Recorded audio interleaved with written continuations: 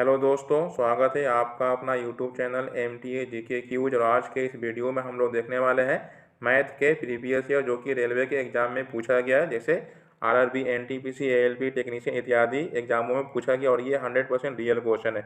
यदि आप लोग मेरे चैनल पर नए हैं तो चैनल को सब्सक्राइब कर लीजिएगा। तो मैं वीडियो को स्टार्ट करता हूँ।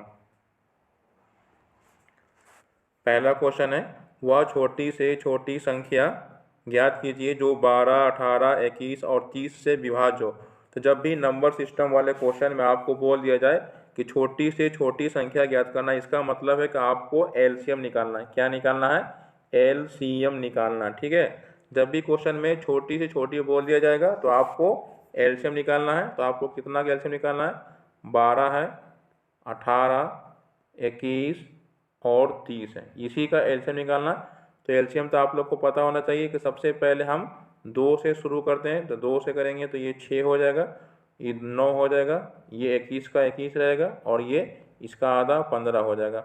फिर चेक करेंगे 2 से लगने वाला है, कम से कम 2 संख्या लगना चाहिए। तो 6 कटेगा, बाकी कोई संख्या नहीं कटने वाला। इसका मतलब हम 3 से डिवाइड देंगे। 3 दूनी 6 हो जाता है, 3 तिहाई 9 हो जाता है, 3 सते 21 हो जाएगा और 3 पचे 15। अब कोई भी संख्या किसी नंबर से डिवाइड नहीं होने वाला तो हम मल्टीप्लाई कर देंगे। ठीक है। जैसे 3 दूनी 6 हो जाएगा, 6 में 7 से गुना करेंगे, 6 सते 42 और 42 में हम 3 से गुना करेंगे। 42 में हम 3 से गुना करेंगे तो कितना हो जाएगा? 3 दूनी 6, 4 तिहाई 12। अब हमारा बच गया था 5 और 2 बच गया था। 5 दूनी 10 है तो एक जीरो हम बैठा देंगे तो कितना हो जाएगा हमारा? 1260 हो जाएगा, जो कि ऑप्शन नंबर बी इसका राइट आंसर है। नेक्स्ट क्वेश्चन नंबर 2, एक छात्र ने एक संख्या को 21 से विभाजित करने के बजाय 12 से विभाजित किया और उसे उत्तर 35 प्राप्त हुआ। तो सही उत्तर ज्ञात करना है। तो इसमें हमें मालूम नहीं है कि कौन सा संख्या है, तो हम उस संख्या को मान लेते हैं 21। ठीक है। हम इसको x मान लिए, संख्या को x माने। तो बोला है कि इसको हमें 21 से डिवाइड करना था, 21 से डिवाइड करना था और हमें एक सही नंबर आना चाहिए था। हमने क्या कर दिया? उस संख्या को कितना से डिवाइड कर दिया? 12 से डिवाइड कर दिया, जिसके वजह से हमें उत्तर कितना आ गया? 35 आ गया। मतलब गलती से हम 12 से डिवाइड किए तो हमें 35 प्राप्त हुआ। तो हम क्या करेंगे? तिरछा गुना करेंगे तो हमें x का वैल्यू निकल जाएगा। 12 में हम 35 से गुना कर देंगे तो हमें संख्या मालूम हो जाए कौन सा संख्या था। यानी 12 गुने 35 हो गया, तो ये हमारा संख्या आ गया। अब ये संख्या में हमें कितना से डिवाइड करना था? हमें डिवाइड करना था 21 से, क्योंकि हमने रियल नंबर हमारा 21 है। तो 21 से डिवाइड करेंगे तो 7 से काटेंगे तो 7 या 21, 7 पचे 35, 3 से काटेंगे तो ये 4 बार में कट जाएगा। यानी गुना करेंगे 5 के 20 आ जाएगा, जो कि ऑप्शन नंबर ए इसका राइट आंसर है। तो मैं उम्मीद करता हूँ आप समझ गए होंगे। तो मैं बढ़ता हूँ अगले प्रश्न की ओर। नेक्स्ट क्वेश्चन नंबर 3, एक कस्बे की 5% जनसंख्या की किसी महामारी में मृत्यु हो जाती है और बची जनसंख्या में से 8% घबराकर कस्बे को छोड़कर चले गए। यदि कस्बे की कुल जनसंख्या अभी 88,274 है तो शुरुआत में कस्बे की कुल जनसंख्या ज्ञात करना है। तो जैसे हम मान लेते हैं कि टोटल कस्बे की जनसंख्या 100% थी। ठीक है। जिसमें से 5% किसी महामारी से मर जाता है। ठीक है। तो 5% घट गया, तब कितना बचा हमें? 95% बचा। ठीक है। 95% बचा। अब बोला है कि अब बची जनसंख्या में से जितना बचा हुआ था ना, उसमें से 8% घबरा कर कस्बे को छोड़कर चले गए। यानी 95% में से 8% छोड़ के चला गया तो बचा कितना? 92% बचा। यानी 92/100 हो जाएगा। यही जनसंख्या हमको इतना बचा हुआ है, जो कि अभी हमारा कितना है? 88,274। तो इसी को हम बराबर कर देंगे। ठीक है। जैसे ये 95 गुने कितना बचेगा? 8% चला गया तो 92% हमारा बचा हुआ है। तो यही जनसंख्या बराबर कितना है? 88,274। अब ये कटने लायक होगा तो काट देंगे। ठीक है। तो इसको हम काटेंगे 5 से तो ये 19 बार में कट जाएगा। इसको 5 से काटेंगे तो ये 20 बार में। फिर इसको 4 से काटेंगे तो ये 5 बार में। इसको 4 से काटेंगे तो ये 23 बार में कट जाएगा। अब हम ये 19 गुने 23 है, अब बटा में 5 रहेगा, ठीक है। 19 गुने 23 अब बटा में 5 था, अब बराबर कितनी जनसंख्या है हमारा 88,274। तो हम अगर 19 से अगर इसको काट के देखते हैं, ये 19 से कटता है कि नहीं, तो 19 का टेबल पढ़ेंगे, 19 पचे 95 जो कि, तो 19 चौके 76, 4 बार में अगर हम लगा देते हैं तो 8 में से 6 किया 2, ये 1 होगा, तो ये 19 चौके 76 4 बार में लगाए, 19 पचे 95, 19 छक्का 14 से, यानी 6 बार में अगर लगाते हैं तो 6 नवा 54 और 6 5 11, तो 12 में से 4 जाएगा तो ये 8 हो जाएगा, बचेगा यहाँ पर ही 7, फिर 19 चौके 76 हो जाएगा, 7 में से 6 गया 1, 8 में से 7 गया 1, फिर ये कटेगा 6 बार में, यानी 46 46 में कट गया, पूरे के 46 46 में कट गया, तो 23 से काटेंगे, 23 दूनी 46 0, फिर 23 दूनी 46, और ये 202 हो। अब ये 5 से तिरछा गुना करेंगे, ठीक है, क्योंकि हमके यहाँ 1 बचेगा, यहाँ 5 बचेगा, इधर हमारा बचा था 23 दूनी 46 0 और 23 दूनी 46, गुना करेंगे 5 दूनी 10 और 5 दूनी 10, तो ये हमें 1 का वैल्यू आया। और टोटल कितना माना था हमने माना था 100 माना था, तो इसमें 100 से गुना कर देंगे, तो 00 बैठा देंगे, 101 000, ऑप्शन नंबर बी इसका राइट आंसर है। नेक्स्ट क्वेश्चन नंबर 4, एक गांव की जनसंख्या 18,000 से बढ़कर 22,500, यानी पहले कितना था जनसंख्या, पहले था हमारा 18,000 था, 18,000 से बढ़कर कितना हो गया 22,500 हो गया। तो पूछ रहा है क्या कि वृद्धि का प्रतिशत ज्ञात करना है, तो ये 18,000 से 22,000 हो गया, तो कितना बढ़ गया 4,500 बढ़ गया, और जब भी प्रतिशत वृद्धि निकलते हैं वो हमेशा पहले वाले पे निकलते हैं, तो 18,000 था, और उसके बाद परसेंटेज के लिए हम 100 से गुना करेंगे, परसेंटेज के लिए 100 से गुना करेंगे, 2 जीरो से 2 जीरो कैंसिल, 1 जीरो से ये 1 जीरो कैंसिल, 9 से काटेंगे तो 2 बार में, 9 दूनी 18, 9 पचे 45, ये 2 से काटेंगे तो कितने बार में कटेंगे 5 बार में, और 5 में 5 से गुना करेंगे तो बचे 25%, यानी 25% इसका राइट आंसर हो जाएगा, जो कि ऑप्शन नंबर ए इसका राइट आंसर है। नेक्स्ट क्वेश्चन नंबर 5, हीरू ने 47,000 में पुरानी कार खरीदी और इसकी मरम्मत में 3,000 खर्च कर दिया। पहले तो वो कितना में ख़रीदा, पहले वो ख़रीदा है 47,000 में ख़रीदा, उसके बाद 3,000 उसको और ख़र्चा करना पड़ा, यानी तो टोटल उसका क्रय मूल्य कितना हो गया, टोटल उसका हो जाएगा 50,000 हो जाएगा, कितना हो जाएगा 50,000 वो इतना में ख़रीदा, ठीक है। उसके बाद यदि वो कार को 58,000 में बेचता है, यानी अब वो कितना में बेच रहा है 58,000 में उसको बेच देता है, यानी ये एसपी हो गया।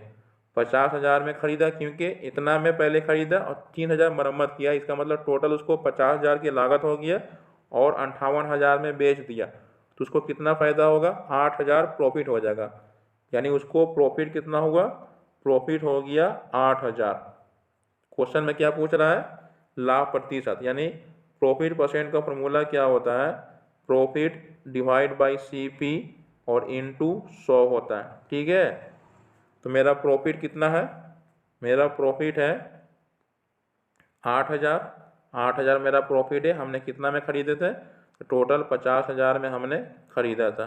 परसेंटेज के लिए 100 से गुना करेंगे, ये 3 जीरो से 3 जीरो कैंसिल, 50 से काटेंगे तो ये 2 बार में कट जाएगा, 8 में 2 से गुना करेंगे तो 8 दूनी 16%, जो कि ऑप्शन नंबर बी इसका राइट आंसर है। नेक्स्ट क्वेश्चन नंबर 6, 25 वस्तुओं का क्रय मूल्य 20 वस्तुओं के विक्रय मूल्य के समान है, तो लाभ प्रतिशत ज्ञात कीजिए। जब भी आपको इस तरह का क्वेश्चन मिला जाए कि 25 वस्तुओं का क्रय मूल्य 20 वस्तुओं के विक्रय मूल्य के समान है, लाभ प्रतिशत या हानि प्रतिशत, तो जैसे जैसे बस लैंग्वेज बोला है कि 25 वस्तुओं का मतलब क्या होता है, गुना 25 वस्तुओं का क्रय मूल्य 20 वस्तुओं के विक्रय मूल्य यानी एसपी, इसके बराबर है, तो मैंने लिख दिया। अब यहाँ पर आपको सिर्फ सीपी की वैल्यू लिखना है और एसपी के वैल्यू लिखना है, ठीक है, एसपी और सीपी। तो यहाँ पर आपको एसपी कितना होगा, इसका जस्ट अपोजिट होगा, SP हमारा यहाँ पर हो जाएगा, तो SP का वैल्यू हो गया 25 और CP का वैल्यू हो जाएगा 20, जस्ट अपोजिट हो जाएगा। तो हमको प्रॉफिट कितना हो गया, हमें प्रॉफिट हो गया 5 रुपये का प्रॉफिट हो गया, क्योंकि 20 में खरीदे हैं और 25 में बेच रहे हैं। 20 रुपये में खरीदे और 25 रुपये में बेचे, इसका मतलब हमें 5 रुपये का प्रॉफिट हो गया। तो यहाँ पर हमें प्रॉफिट परसेंटेज निकालना है। तो प्रॉफिट परसेंटेज का क्या होता है formula, profit divide by CP into 100। तो प्रॉफिट हमारा 5 रुपये का हुआ था, खरीदे थे हमने 20 में और गुने परसेंटेज के लिए 100। तो 20 से काटेंगे तो ये 5 बार में 5 गुने 5 करेंगे तो कितना हो जाएगा, 25% हो जाएगा, जो कि ऑप्शन नंबर बी इसका राइट आंसर है। नेक्स्ट क्वेश्चन नंबर 7, 3 दिन का 30 घंटे के साथ अनुपात ज्ञात करना। क्या बोला है, 3 दिन का, यानी 3 दिन का मतलब यहाँ पर आप रेशियो 30 घंटे का साथ अनुपात। अब आपको एक चीज़ याद रखना चाहिए, अनुपात का मतलब होता है दोनों तरफ यूनिट क्या होना चाहिए, सेम होना चाहिए। इधर दिन है इधर घंटा है, तो अनुपात का मतलब होता है दोनों साइड यूनिट सेम होना चाहिए। अगर यदि इधर घंटा है तो इधर भी घंटा होगा, इधर दिन है तो इधर भी दिन होना चाहिए। तो ये 3 एक दिन में कितना घंटा होता है, 24 घंटा होता है। ये 30 घंटा का 30 घंटा हो गया, क्योंकि दोनों तरफ घंटा घंटा रहेगा तो वो यूनिट कट जाता है।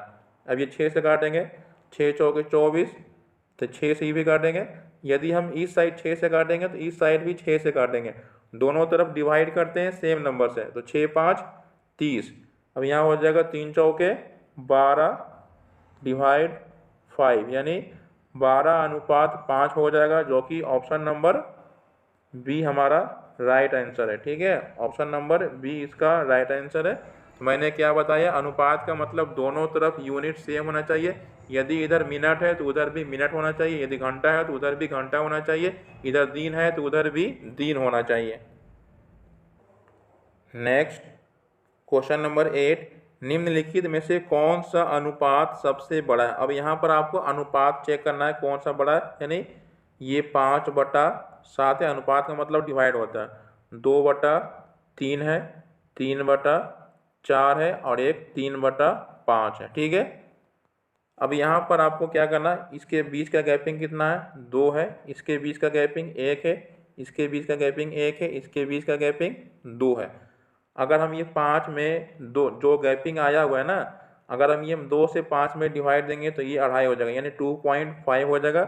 ये 1 से इसमें डिवाइड देंगे, ये 1 से इसमें डिवाइड देंगे, 2 में 1 से तो ये 2 होगा, 1 से डिवाइड देंगे 3 में तो ये 3 हो जाएगा, और ये 3 में 2 से डिवाइड देंगे तो ये 1.5 होगा। अब बताओ कि सबसे बड़ा नंबर कौन है, ये 3 हमारा सबसे बड़ा नंबर है, इसका मतलब 3/4 जो है ये सबसे बड़ा रेशियो है, जो कि ऑप्शन नंबर सी इसका राइट आंसर है। नेक्स्ट क्वेश्चन नंबर 9, पी एक व्यवसाय में 3500 का निवेश करता है। 5 महीनों के बाद क्यू कुछ निवेश के साथ उससे जुड़ता है।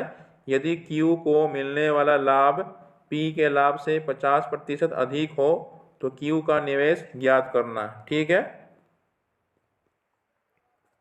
तो ये साझेदारी वाला क्वेश्चन है। साझेदारी वाले क्वेश्चन में क्या होता है, पूंजी होता है, लाभ होता है, इसमें एक पी है और एक क्यू है। ठीक है, पी 3500 निवेश करता है, जब भी इसमें पैसा काउंटिंग होता है हमेशा साल का होता है, यानी 3500 रुपये ये निवेश किया, उसके बाद क्यू 5 महीने के बाद क्यू जो है मान लेते हैं कि वो 100 रुपया निवेश करता है, तो 5 महीने के बाद, यानी साल में कितना महीना होता है, 12 महीना होता है, तो ये तो 12 महीने रहेगा, ये 5 महीने के बाद आया, इसका मतलब कि अब ये 7 महीने रहेगा। ठीक है, अब ये 7 से इसको हम अगर काट देते हैं तो ये 5 बार में हो जाएगा, यानी 500 में 12 से गुना करेंगे तो ये कितना हो जाएगा, ये हमारा हो जाएगा 6000 हो जाएगा और अनुपात 1 हो जाएगा।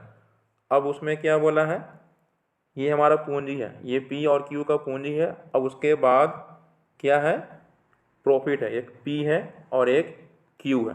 ठीक है, तो बोला है कि क्यू को मिलने वाला लाभ जो है वो पी के लाभ से 50% अधिक है। अगर पी का लाभ 100 होगा तो क्यू का कितना हो जाएगा, 150 हो जाएगा।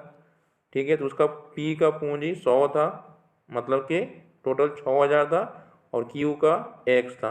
तो उसी प्रकार से ये रेशियो भी रहेगा 100 और बटा में 150। तो ये डबल जीरो से ये डबल जीरो कैंसिल, 15 में हम अगर 6 से गुना करेंगे तो 15 छः का 90 पे 2 जीरो, यानी x का वैल्यू कितना आ जाएगा 9000 हो जाएगा। इसका मतलब Q जो है वो 9000 निवेश किया है 7 महीने के लिए। ऑप्शन नंबर सी इसका राइट आंसर है। नेक्स्ट क्वेश्चन नंबर 10, एक व्यवसाय में P Q से आधा और Q R के आधा निवेश करता है। 7000 मासिक का लाभ को यदि उनके बीच साझा किया जाए तो R का हिस्सा कितना होगा। जैसे मैं यहाँ पर ही एक P है, Q है और एक R है, 3 है। तो क्या बोला कि P Q से आधा और Q R के आधा निवेश करता है, ठीक है। यानी P अगर, जैसे यहाँ पर अगर हम मान लेते हैं कि P Q से आधा है, P जो है Q से आधा है।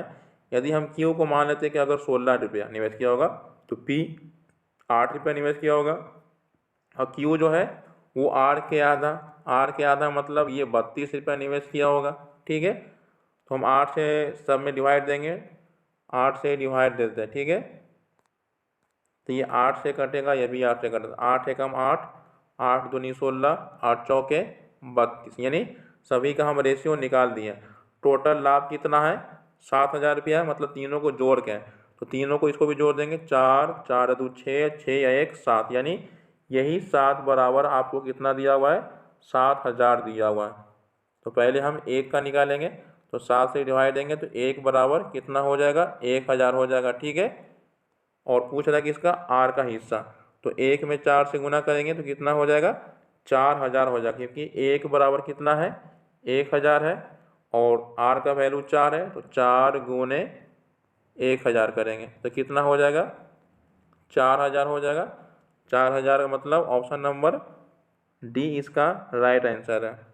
नेक्स्ट क्वेश्चन नंबर 11, ए एक काम को 10 दिनों में पूरा कर सकता है और बी उसी काम को 20 दिनों में पूरा कर सकते हैं। यदि वे दोनों 5 दिनों के लिए साथ मिलकर काम करते हैं तो काम का कितना भाग समाप्त होगा। ये है समय और कार्य वाला क्वेश्चन है, यानी टाइम एंड वर्क है। इसको हमेशा एलसीएम मेथड से बनाते हैं, ठीक है। कौन सा मेथड यूज करते हैं एलसीएम मेथड से।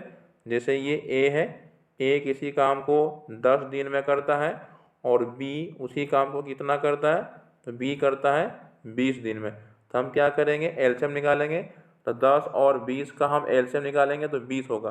तो ये मेरा क्या हो जाता है, ये मेरा टोटल वर्क हो जाएगा, ठीक है। ये क्या होगा टोटल वर्क हो जाएगा। इसका मतलब हमें 20 काम करना है, तो 10 से अगर हम ये 10 से इसमें डिवाइड देंगे तो ये 10 दूनी 20, 20 एकम 20, ठीक है। तो ये जो हमारा आया है, ये जो आया है ये हमारा 1 दिन का छपता है, ठीक है। कितना दिन का 1 दिन का। तो मैं उम्मीद करता हूँ इतना दिन आप समझ गए होंगे। ये जो आता है ये हमेशा 1 दिन का क्षमता, टाइम एंड वर्क ऐसा क्वेश्चन है जिसमें बिना क्षमता के आप कोई भी क्वेश्चन को सॉल्व नहीं कर सकते हैं, ठीक है।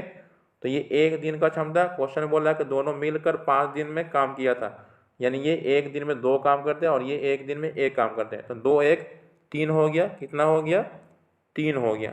तो ये टोटल मिलके 3 हो गया। 5 दिन तक काम किया था तो 5 तिहाई 15 हो जाएगा, और टोटल काम मेरा कितना था 20 था। तो 20 में से 15 काम हो गया तो मेरा काम कितना बचा 5 काम बच गया। तो पूछ रहा है तो काम का कितना भाग समाप्त होगा।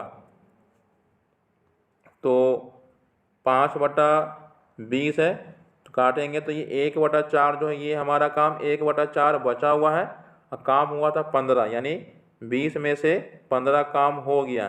तो 5 से काटेंगे तो 5 3 15, 5 चौके 20, यानी अब आपका क्वेश्चन दोनों हो गया। 3/4 जो है 3/4 काम हो गया है और इतना काम अभी बचा हुआ। तो क्वेश्चन में क्या पूछ रहा है, तो काम का कितना भाग समाप्त होगा, कितना समाप्त होगा। तो 3/4 काम समाप्त हो जाएगा। आपको ऑप्शन में दोनों मिलेगा। अगर पूछता कि कितना बचा हुआ है तो आपका आंसर 1/4 होगा। यहाँ पूछ रहा है कितना समाप्त होगा, यानी 3/4 समाप्त होगा, यानी ऑप्शन नंबर ए इसका राइट आंसर है। नेक्स्ट क्वेश्चन नंबर 12, पी और क्यू एक कार्य को 12 और 16 दिन में कर सकता है। यानी पी जो है किसी भी कार्य को 12 दिन में करता है और क्यू उसी कार्य को कितने दिन में करता है 16 दिन में करता है। तो पी ने अकेले काम शुरू किया, यहाँ पे क्या लिखा हुआ, पी ने अकेले काम शुरू किया तो कितने दिनों के बाद क्यू को पी के साथ काम करना चाहिए ताकि कार्य 9 दिनों में समाप्त हो जाए। तो पहले तो हमें एलसीएम निकालना है, तो इसका दोनों का एलसीएम हो जाएगा 48। तो ये मेरा टोटल वर्क हो जाएगा, 12 से भाग देंगे तो 12 चौके 48 और ये 16 तिया 48। और पी ने अकेले शुरू किया तो कितने दिनों के बाद क्यू को, कितने दिन के बाद इसमें क्यू शामिल हो जाए कि काम जो है वो 9 दिनों में समाप्त हो जाना चाहिए। तो पी ने अकेले शुरू किया, इसका मतलब कि पी है, तो पी का यहाँ पर क्षमता कितना है एक दिन का, पी का क्षमता है 4 दिन में, 4 इसका क्षमता है, तो पी तो काम करेगा ही करेगा। उसके बाद पी तो काम करेगा, तो कितने दिन तक काम किया हमें ये मालूम नहीं है। उसके बाद क्यू कितने दिनों के बाद पी के साथ हो जाएगा, मतलब कि 4 3 7 हो जाएगा।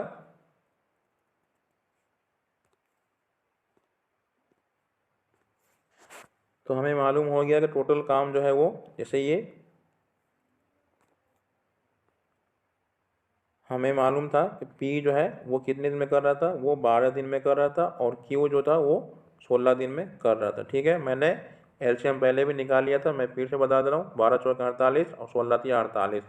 तो पी ने अकेले काम शुरू किया और कितने दिनों के बाद क्यू को पी के साथ काम करना चाहिए ताकि कार्य जो है वो 9 दिनों में कार्य पूरा हो जाए। इसका मतलब पी जो है वो पूरे 9 दिनों तक काम करेगा, उसके बाद अब कौन करेगा, क्यू करेगा। तो क्यू अगर 3 दिनों के लिए करेगा तो हमें ये तो नहीं पता, तो 9 में से एक हम माइनस कर लेते हैं और बराबर टोटल कार्य कितना है 48 है। तो 9 में हम 4 से गुना करेंगे तो ये 9 चौके 36 प्लस 9 तिहाई 27 माइनस 3x बराबर 48 हो जाएगा। ठीक है, इसको जोड़ेंगे तो ये टोटल हो जाएगा 63 हो जाएगा। कितना हो जाएगा 63, और 63 में से 48 माइनस करेंगे तो 13 में से 8 गया 5, 5 में से 4 गया 1, यानी 15 आ जाएगा। इसका मतलब ये हुआ कि हमको 3x बराबर 15 हो गया, और इसमें हम 3 से डिवाइड देंगे तो कितना बार कट जाएगा 5, मतलब कि 5 दिन के बाद क्यू को शामिल करना होगा। ऑप्शन नंबर डी इसका राइट आंसर है। नेक्स्ट क्वेश्चन नंबर 13, दूध के जार में 40% पानी है, इसके एक हिस्से को दूसरे दूध से बदल दिया जाता है जिसमें 19% पानी है। तो अब पानी का प्रतिशत 26% है, तो दूध की कितनी मात्रा को बदला गया है, यानी यहाँ पर सिर्फ पानी पानी है। तो ये हमारा इस प्रकार से ये एलिगेशन मेथड बन रहा है, जैसे ये 40% है, फिर ये मेरा 19% है, और ये मेरा 26% है। तो एलिगेशन में क्या होता है कि आमने सामने माइनस होता है।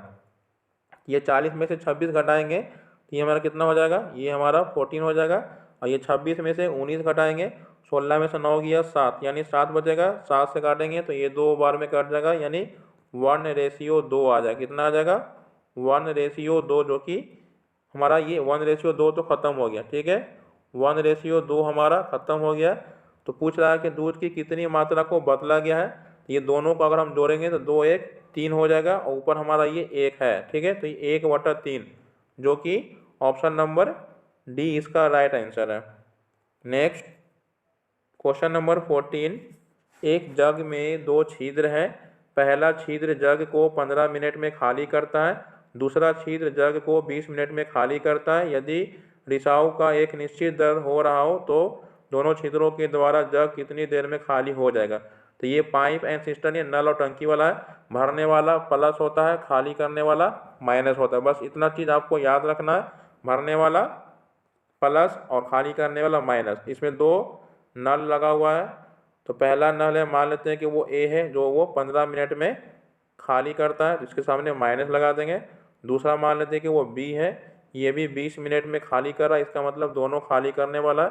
तो 15 और 20 का एलसीएम कितना हो जाएगा 60 हो जाएगा, 15 चौके 60 और 20 तिहाई 60। अब दोनों को खाली करने वाला, दोनों को हम यहाँ पर क्या करेंगे, जोड़ देंगे, 4 3 60, तो ये 60 में हम 7 से डिवाइड देंगे, तो 7 8 56, 56 4 60, यानी 8×4/7 इसका राइट आंसर है। नेक्स्ट क्वेश्चन नंबर 15, 2 पाइप एक टंकी को क्रमशः, मान लेते हैं कि पहला पाइप है जो वो 20 मिनट यानी 20 घंटा हो गया, और दूसरा पाइप है जो कि 30 घंटा में भर देता है। ठीक है, तो दोनों को हम क्या करेंगे, एलसीएम निकालेंगे। तो 20 और 30 का एलसीएम 60, 20 तिहाई 60, 30 दूनी 60। यदि दोनों पाइप खोल दिया जाए तो टंकी कितने देर में भर जाएगा, यानी दोनों खोलने का मतलब है दोनों भरने वाला है। तो दोनों को जोड़ देंगे तो 3 और 2 5 हो जाएगा, और टोटल हमारा टंकी की क्षमता है 60। तो 5 से काटेंगे तो ये 12 बार में कट जाएगा। या इसका मतलब ये हुआ कि दोनों मिल के 12 घंटा में पाइप टंकी को भर देगा, जो कि ऑप्शन नंबर बी इसका राइट आंसर है। नेक्स्ट क्वेश्चन नंबर 16, एक व्यक्ति साधारण ब्याज की 4% प्रति वर्ष की दर से 2 वर्ष के लिए 5,000 रुपया उधार लेता, वह इसे 2 वर्ष के लिए 6.25% की वार्षिक दर पर अन्य व्यक्ति को दे देता है, तो प्रति वर्ष उसके द्वारा लाभ क्या होता है। यानी ये हमारा साधारण ब्याज का क्वेश्चन है। तो साधारण ब्याज का क्वेश्चन में फॉर्मूला होता है PRT डिवाइड बाई 100 होता है। ठीक है, तो अब यहाँ पर सिर्फ हमको वैल्यू पुट कर देना है हमारा। तो 500 कितना उधार लेता है, 5,000 रुपया उधार लेता है। कितने दिनों के लिए लेता है, 2 वर्ष के लिए लेता है। परसेंटेज हमारा 4 है, यानी इसका SI निकाल लेते हैं। 00 से ये 00 कैंसिल हो गया, तो ये गुना करेंगे 50 में 2 से गुना करेंगे, 50 दूनी 100, 100 में 4 से गुना करेंगे, यानी 400 रुपया इसे एक्स्ट्रा देना होगा। ठीक है, मतलब 5,000 उधार लिया तो इसको 400 रुपया एक्स्ट्रा देना होगा। अब क्या किया, वह इसे 2 वर्ष के लिए 6.25% की वार्षिक दर पर अन्य व्यक्ति को दे दिया। अब ये यही पैसा 5,000 रुपया जो था, ये 5,000 रुपया किसी अन्य व्यक्ति को 2 वर्ष के लिए 6.25 यानी 625% के लिए नीचे 100 होगा। ठीक है, उसके बाद ये डेसिमल हटाएं तो उसके लिए 100। तो ये 00 से ये 00 कैंसिल, 50 से काटेंगे तो ये 2 बार में, ये 2 से 2 काटेंगे तो 625, यानी ये पैसा कुछ बढ़ा के इसको मिलेगा 625 रुपया एक्स्ट्रा मिलेगा। तो यानी इसको मिल रहा है 625, और वो जब उधार लिया था तो उसको 400 रुपया एक्स्ट्रा देना पड़ा। तो कितना का प्रॉफिट हो गया, तो प्रॉफिट कितना हो जाएगा, घटा देंगे, ये 5 हो गया। उसके बाद ये 2 के 2 हो जाएगा, यानी 225 आ जाएगा। तो प्रति वर्ष आएगा ना, ये 2 वर्ष का है तो हमें 1 साल का चाहिए, तो डिवाइड देंगे 112.5 यानी 112.5 आ जाएगा, जो कि ऑप्शन नंबर बी इसका राइट आंसर है। ये जो 225 आया था ये 2 साल का आया था, ये पूछ रहा है प्रति वर्ष। प्रति वर्ष का मतलब 1 साल का, जिसको डिवाइड किए तो 112.5 आया। नेक्स्ट क्वेश्चन नंबर 17, पिता और पुत्र की आयु का अंतर 24 वर्ष है। 2 वर्ष पहले पिता की आयु पुत्र की वर्तमान आयु से दुगनी थी, तो पिता की वर्तमान आयु कितनी है। इसको हम रेशियो मेथड से सॉल्व करेंगे। जैसे ये हमारा ये फादर हो जाएगा और ये सन हो जाएगा। तो बोला है कि 2 वर्ष पहले, यानी माइनस लगाने का मतलब हो जाएगा 2 वर्ष पहले पिता की आयु पुत्र की वर्तमान आयु से दुगनी है, यानी यदि वो 1 होगा तो ये कितना होगा, 2 होगा। तो ये 2 वर्ष पहले है। ठीक है, वहाँ पर क्वेश्चन लिखा हुआ पिता और पुत्र की आयु का अंतर 24 वर्ष है। तो ये जो दिया हुआ ये हमेशा प्रेजेंट का दिया रहता है, तो इसमें हमें प्रेजेंट लाने के लिए क्या करना होगा, इसमें 2 वर्ष जोड़ेंगे। तो ये 2 में अगर हम 2 जोड़ेंगे तो ये 4 वर्ष हो जाएगा, इसमें 2 जोड़ेंगे तो ये 3 वर्ष होगा। तब अब ये दोनों का डिफरेंस कितना हो जाएगा, 1 हो जाएगा, और जबकि हमारा अंतर दिया हुआ है 24 है, तो 1 बराबर 24 हो जाएगा। तो पूछ रहा है पिता की वर्तमान आयु क्या होगा। पिता की वर्तमान आयु, तो 24 में हम ये 4 से गुना करेंगे, 24 में हम 4 से गुना करेंगे तो पिता की वर्तमान आयु कितना हो जाएगा, 24 में 4 से गुना करेंगे तो 24 हो गए 96 हो जाएगा। ठीक है, तो यहाँ पर ये 96 ऑप्शन में दिया हुआ है, नहीं दिया हुआ है। तो पूछ रहा है क्या, पिता की वर्तमान आयु कितनी है। ठीक है, तो मैं आगे बताने वाला हूँ क्वेश्चन को। ये आप लोगों के लिए HW है, तो आप लोग इसे खुद से बनाइएगा और अपना आंसर हमें कमेंट करके ज़रूर बताइएगा। नेक्स्ट क्वेश्चन नंबर 18, एक माँ और पुत्र की आयु का अनुपात। जैसे एक माँ है और एक पुत्री यानी डॉटर है, आयु का अनुपात 9:2 है।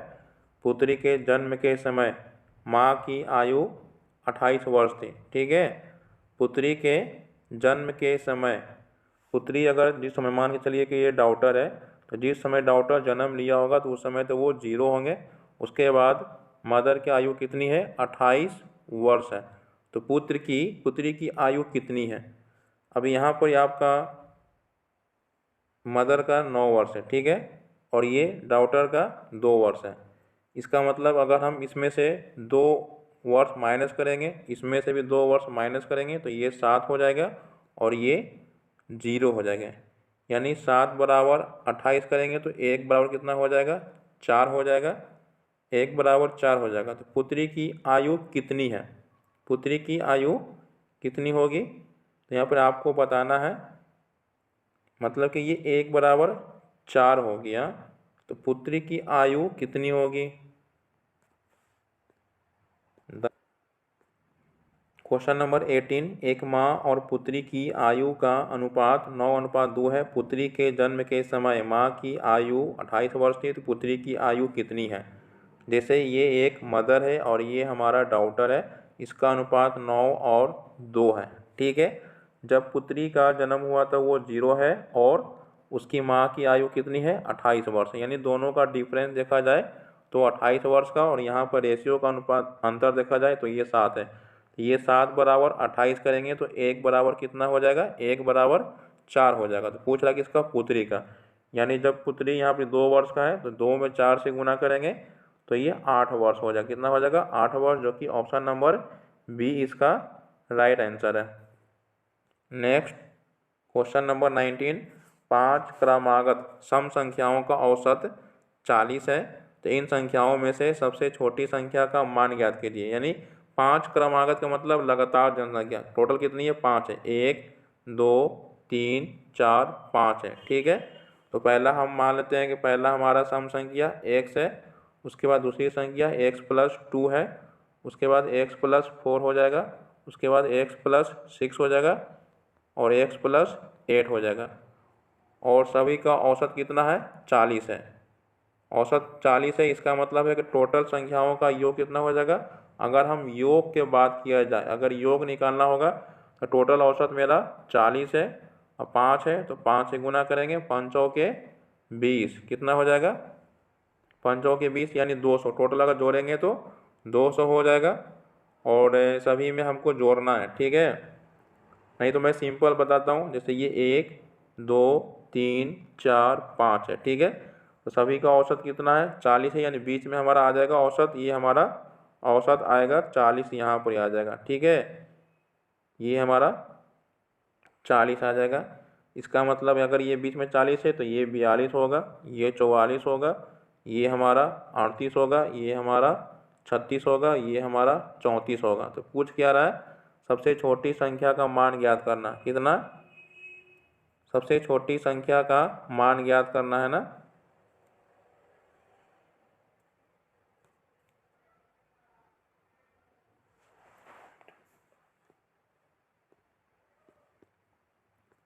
क्वेश्चन नंबर 19, 5 क्रमागत सम संख्याओं का औसत 40 है, तो इन संख्याओं में से सबसे छोटी संख्या का मान ज्ञात करना। यानी 5 क्रमागत जनसंख्या, तो 1 2 3 4 5 है। सभी का औसत यहाँ पर ये बीच में दिया रहता, 40 ये औसत दिया हुआ है, तो 2 माइनस करेंगे तो ये 38 हो जाएगा। इससे पहले हमारा 36 हो जाएगा, इसके बाद वाले 42 है, इसके बाद वाले 44 है। तो पूछ क्या रहा है? अगर सबसे बड़ी संख्या पूछेगा तो 44 होगा, सबसे छोटी संख्या पूछेगा तो 36 होगा। तो पूछ क्या रहा है? सबसे छोटी संख्या, जो कि ऑप्शन नंबर बी इसका राइट आंसर है। नेक्स्ट क्वेश्चन नंबर 20, इस वीडियो का ये लास्ट क्वेश्चन है। यदि आप लोगों को मेरा वीडियो और चैनल अच्छा लग रहा है तो वीडियो को लाइक कीजिए। और क्वेश्चन नंबर 20, क्वेश्चन नंबर 20 इस वीडियो का ये लास्ट क्वेश्चन। यदि आप लोगों को मेरा वीडियो अच्छा लग रहा है तो वीडियो को लाइक कीजिए, और नए हैं तो चैनल को सब्सक्राइब कर लीजिएगा, साथ में बेल आइकन को दबाना न भूलिएगा। क्वेश्चन नंबर 20 है, एक घर से 2 बसें 15 मिनट के अंतराल पर 25 किलोमीटर प्रति घंटा की गति से चलती है।